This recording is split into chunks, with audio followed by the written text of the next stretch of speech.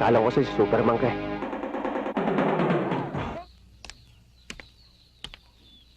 Nakita ko kung paano mo iniligtas si Ana at kung paano mo pinatulog ang kalabaw. Kaya, please, tanggapin mo naman ang maliit na halagang to. Wow! Elsid! Salapi ang kapal! Tembong, stop tokong. Alam mo kasi mo, iha. Yung ginawa ko, kusang loob yun. Kaming mga mahihirap, hindi kami nagpapabayad. Elsid, ikaw lang yun. Ako nagpapabayad ako eh. Hindi niyo ako kilala at hindi niyo rin alam ang pwede kong gawin. Oras na hindi mo tinanggap ang perang ito, magdaramdam ako. Iiyak ako ng iiyak at baka hindi na ako umalis rito. Sige na, Elsid, tanggapin mo na yung pera. Pag hindi umalis yan dito sa mga patutulugin niya, nakita mo naman iisa higaan natin. At higit sa lahat, wala tayong kubeta. Sa umaga nga, sa pilapi lang tayo nakaupo eh. Sige, kwento mo na yung buong buhay natin. Umpisa mo na. Sige na. Oh, na paano naman to? Ano nangyari dito? Yan ay isang alaala ng kanyang kabayaniang ginawa para sa bansang Pilipinas. Oh, kawawa ka naman pala eh. Mas lalong kakailanganin mo to. Sige na, tanggapin mo na to na makauwi na rin ako. Pakilagay na lamang dyan sa lamesa. Maraming salamat.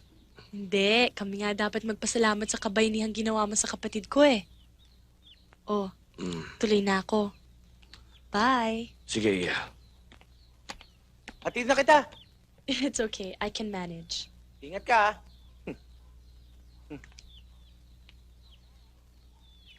Bye!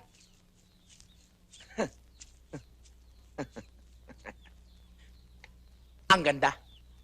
Ang ganda talaga. Maganda siya? Hindi. Ang ganda ng pera. 10,000 piso. Ang ibig sabihin, 5,000 sa'yo, 5,000 sa akin. At yung 5,000 ko, itataya ko sa... Bakit na naman? Tama naman yung iniisip ko ah. Wala na nga tayong makain, tataya ka pa. Yung kalahati niyan, dadaling ko kay Aling Ebeng. Yung namatayan yung may anak na may TV. Ano? Aba, Tembong, maawa ka naman. Walang pampalibing si Aling Ebeng. Pahiram ng libro sa physics, ha? Hi!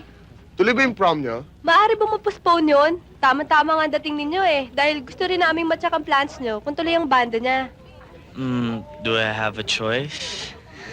Angelito, ikaw ang escort ko ah. Makakatanggi ba ako sa'yo? Pero nakakahiya ata eh.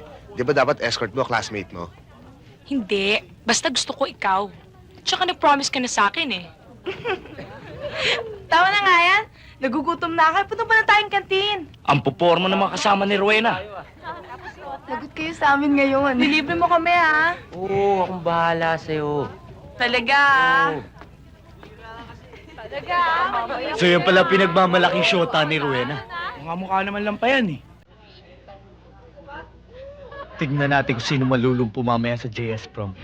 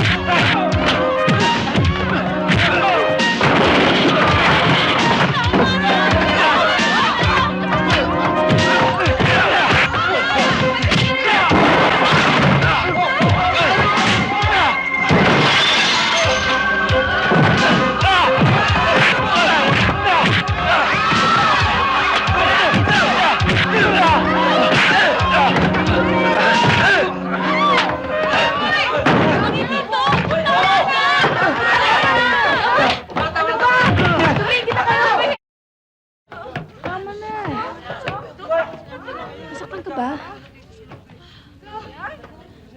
My God! My God! Anong gulo itong ginawa ninyo? Ma'am, hindi mo sila nag-umpisa. Mga bisita nga natin sila eh. Ito! Ito mga to! Ah! Ito! Tama na, Rowena. Wala namang mararating itong mga to eh.